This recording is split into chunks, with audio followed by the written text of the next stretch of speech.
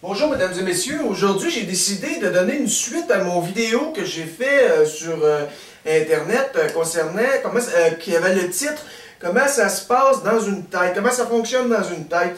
C'est parce qu'il y a quelqu'un qui m'a expliqué l'autre fois, en rapport avec cette vidéo-là, que c'était pas nécessairement vrai, dû au fait qu'il y avait des données qui pouvaient se rapporter bien loin dans le temps, et puis on pouvait pas nécessairement aller chercher des liens, ce qui pouvait confondre un peu notre rapport avec l'idée de l'inconscient. Moi, ce que j'ai fait, c'est j'ai expliqué en fait, puis comme d'habitude, il a pas compris, il comprend rien. Mais c'est pas grave, j'ai décidé, j'ai dit, je vais faire une autre vidéo, puis je vais expliquer un peu cette partie-là. Maintenant, voilà, c'est ça, j'ai décidé de vous faire un petit dessin ici pour expliquer un dessin vaut 1000 mots, hein. Puis il vient de me donner une idée, là, mais attendez, pas l'oublier. Un flash, on oublie tout, Christy, ça n'a pas de bon sens. Donc là, je vous ai fait un petit dessin, je vais vous expliquer une affaire. Ici, là, vous avez des séquences d'événements qui se succèdent dans un temps normal. OK? Ça, c'est la vie de tous les jours, là. Ça, c'est le temps normal, là. Si vous avez le temps normal, c'est comme ça. Exemple, moi, je m'en vais sur la rue. Bon, je m'en vais sur la rue, je rencontre du monde, je vois du monde. Bon, ça, c'est le temps normal. Bon, ça se passe comme ça, c'est normal. Bon. Ici, là, vous avez la séquence numéro 2. Dans la séquence numéro 2, je l'ai mis à la vitesse de la lumière, qui est 300 000 km à seconde. C'est ce qui est considéré comme le plus rapide par les scientifiques, là, la vitesse de la lumière. C'est ce qui est le plus vite. C'est plus vite que la vitesse du son, 300 000 km/s, c'est ce qui est le plus vite. Bon. Mais, d'après moi, ce qui est encore plus vite que la vitesse de la lumière, c'est la vitesse de la pensée. Donc, ouais, c'est ça. Donc, la vitesse de la pensée. Donc, la vitesse de la pensée, c'est numéro 3. Ça, c'est. Parce que là, ici, j'avais pas d'autres couleurs pour faire mes distinctions avec mes niveaux 1, 2, 3. Mais la vitesse de la pensée, c'est ici, là. Donc, ici, si on va à 300 km/s à la vitesse de la lumière, dans scène 2, ben, le temps se compresse. Les éléments sont compressés. Pourquoi? Parce qu'on devance. On devance le temps. On va plus vite. On va 2 fois plus vite. Donc, le temps se compresse. Ça, c'est prouvé, là, ce que je vous dis là. C'est pas des élucubrations, là. Pardon. C'est prouvé. Einstein puis toute la patente, là. Scientifique l'avait prouvé, cette affaire-là. Que ça se compresse, puis on devance le temps. Bon. Maintenant, pour vous expliquer pourquoi que, exemple, notre cerveau est capable d'aller chercher des informations qui se situent dans le temps à, mettons, à l'âge de 8 ans, puis, ou 6 ans, exemple, puis moi, mettons que j'en ai 40. Bon, je me souviens, à 6 ans, je me souviens instantanément ce qui s'est produit à l'âge de 6 ans.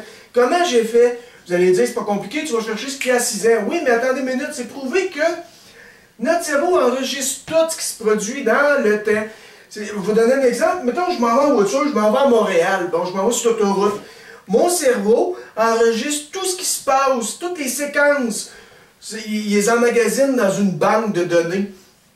Et puis, bon, il va se souvenir tous les arbres que mon regard a pointés. Il va emmagasiner tous les sons, tout ce qui s'est passé à la radio, tous les véhicules. Si j'étais capable d'aller chercher, faire un inventaire de tout ça, je pourrais vous dire qu'il a passé 4854 véhicules en tant de kilomètres. Il sait tout ça. Mais bon, c'est sûr que toutes les couleurs de véhicules, le nombre de viaducs, il voit tout ça. Là. Il a tout enregistré ça dans une banque de données. Maintenant, c'est sûr qu'on n'a pas conscience de ça parce que ça serait beaucoup trop d'informations inutiles. Puis le cerveau fait un tri dans tout ça. Et puis, il tient compte uniquement de ce qui est vraiment essentiel. Bon, là, malgré tout, l'inconscient, ce qui avait rapport avec mon vidéo, comment ça marche dans une tête, ben lui, il va vous faire sortir des éléments que vous n'avez pas eu conscience, que vous aviez enregistrés en chemin.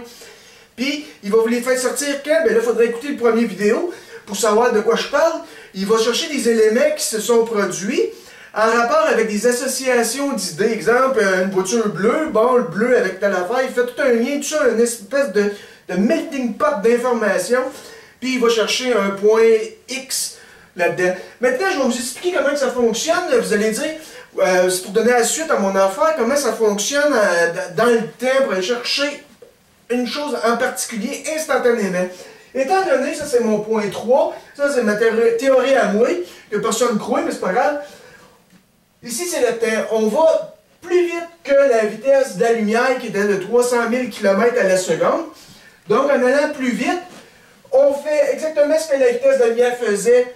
On compresse le temps, donc nos informations sont compactées. Mais étant donné qu'on va encore plus vite que la vitesse de la lumière, ben le temps ondule. Toutes les informations ondulent, fait une vague. Par exemple, si je marche sur un tapis, ça c'est toujours ma déduction à moi, là. Il n'y a rien de scientifique, si je cherche dans les livres, vous ne trouverez pas ça, c'est mon idée, là. Si vous marchez sur un tapis à une vitesse normale, le tapis va prendre vos pas. Il va rester à plat, pas comme le temps. Mais si vous allez plus vite que ce que le tapis peut endurer en fait de compression, il va ravaler. Il va faire des vagues, il va faire comme ça. C'est exactement la même chose qui se produit dans le temps. Nos souvenirs, notre pensée va plus vite que le temps, et puis elle fait onduler nos souvenirs. Puis ça, toutes les petites boules que vous voyez, c'est des souvenirs dans le temps. Donc, étant donné qu'il fait ça comme ça, le temps est ravalé, et puis on va chercher un élément en particulier. Exemple, celui-là, je l'avais marqué, qui s'est produit il y a 6 ans. On l'a instantanément. Maintenant, vous allez dire, oui, mais combien ça prend? Ben, regardez, ça, c'est tous des souvenirs d'années. Mettons, il y a 1, 2, 3, 4, 5, 6. 6 fois 6, 36. Mettons, sur 36 ans. Mettons, sur 40 ans, comme qui est là. Je vais chercher une information pour le 40 ans instantanément, là. Pour savoir, d'après moi, là, ce serait une question de prouver ma patente pour pouvoir la calculer avec des chiffres. On pourrait savoir la grandeur des courbes, puis diviser selon, ce serait un calcul de mathématiques, là, pour pouvoir savoir en combien de minutes, en combien de fois que c'est multiplié la vitesse par rapport au temps qui s'est écoulé. Donc, on connaîtrait la vitesse de la pensée. Bon, ben c'est ça. Fait que, en tout cas, là, pour le reste, je peux dire que ça n'a pas de sens comme d'habitude, mais c'est pas grave, c'est mon idée. Puis, ça me fait plaisir de le mettre sur YouTube parce que je me dis qu'à un moment donné, il y a peut-être quelqu'un qui va écouter ça.